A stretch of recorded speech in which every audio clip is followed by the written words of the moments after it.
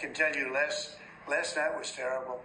The night before that was terrible. I could tell you there were certain areas of Los Angeles last night, you could have called it an insurrection.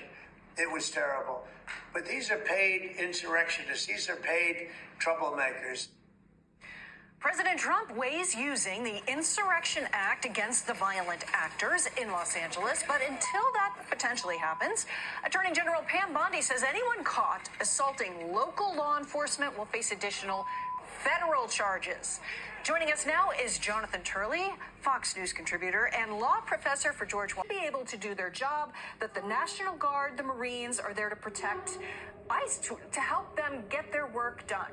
Meanwhile, we have a mayor. Granted, LA is a great big city, but does she have the power to tell ICE what to do here?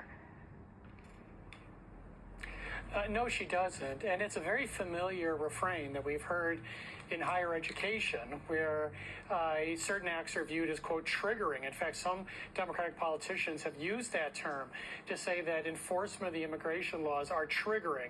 The appearance of federal forces are triggering.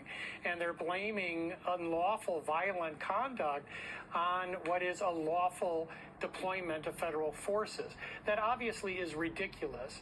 But by bringing in greater federal forces, it does change the dimension here, because it allows for a greater extent of possible federal charges.